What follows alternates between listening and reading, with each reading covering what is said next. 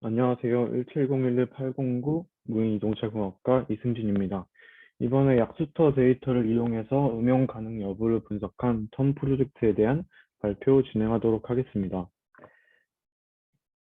먼저 문제 선정, 데이터 가공, 캐글 리더보드 제작, 베이스라인 구축, 디펜스 코드, 결론의 순서로 발표를 진행하도록 하겠습니다.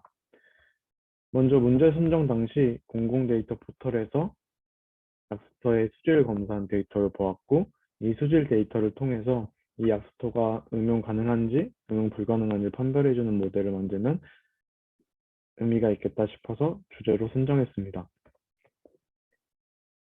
먼저 공공 데이터 포털에서 부산시 데이터를 보면 연변, 명칭, 동명, 총대장균, 분홍성 대장균, 일반세균, 질산선 질소, 가망간산이 칼럼으로 있고, 또 적합, 부적합 라벨과 검사 일시, 검사 기간이 있습니다.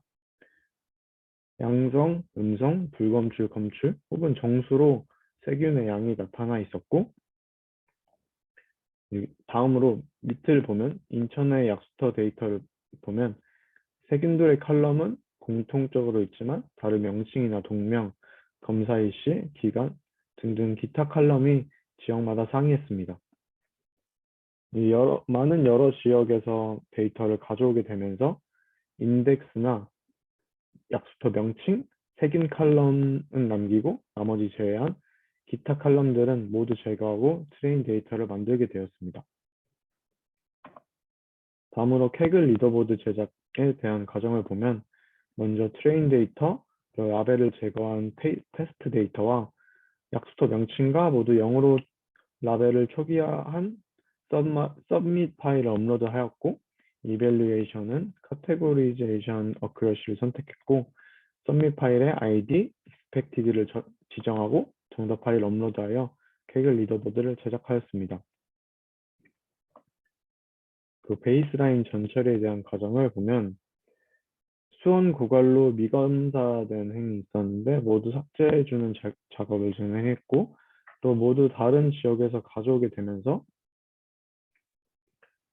양성, 검출, 음성, 불검출 등 같은 값이지만 다른 표현이 굉장히 많았습니다. 그래서 이러한 표현들을 모두 같게 만들어주는 작업을 진행했습니다.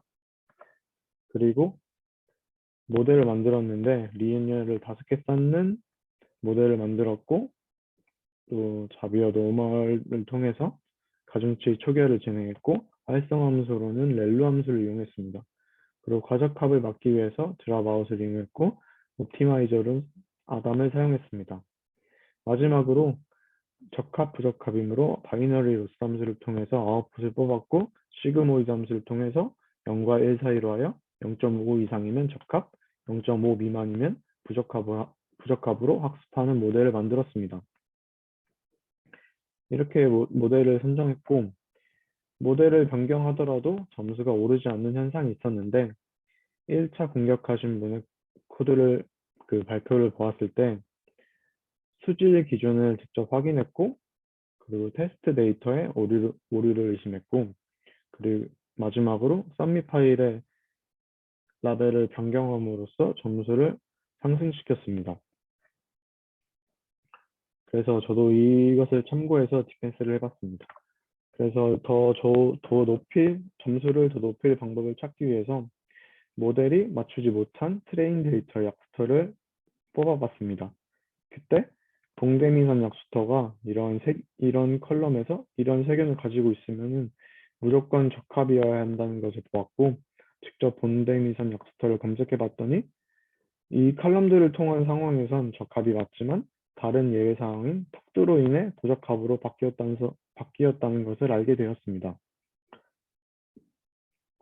예, 그래서 예외 상황도 학습할 수 있도록 트레인 데이터에 더 추가하여 학습을 진행했지만 정확도는 더 낮아지는 것을 볼 수 있었습니다. 그래서 테스트 데이터를 보았더니 봉대미산 약수터가 2개가 들어가 있었고 둘 다 세균의 양을 똑같이 가지고 있었습니다. 이때 하나는 탁도로 부적합이고 하나는 탁도로 괜찮아 적합이었다면 어떻게 학습을 진행하더라도 모델은 이 테스트 데이터를 틀릴 수밖에 없다고 생각했습니다. 그래서 썸미 파일을 만들고 동대미선 약수터의 적합 부적합을 바꿔보았고 그 이후에 점수가 오른 것을 보았습니다. 이에 대한 결론으로는 처음에 데이터를 통해 적합 부적합 판별을 하는 모델을 만들었는데 수질 기준이 확실히 있었고 하나라도 발견되는 부적합 아니면 적합이라는 쉬운 기준이었고 이런 확실한 기준이 있다면 인공지능으로는 100%의 정확도를 가질 수밖에 없었다고 생각했습니다. 그래서 이 칼럼 제외하고 다른 예외 상황이 발생했을 때 맞출 수 없는 상황이 생겼습니다. 그래서 예외 상황을 최대한 더 반영할 수 있게 뭐 예를 들어 탁도까지 분석할 수 있는 그 칼럼을 추가해서 모델을 학습을 진행했어야 했고 그리고 많은 상황에서 노이즈 데이터가 없는 데이터는 많이 없을 텐데 이때 하나의 노이즈로 정확도가 많이 차이가 나지 않게 충분히 많은 데이터가 필요하다는 것을 깨닫게 되었습니다. 이상으로 펌 프로젝트 발표를 마치도록 하겠습니다.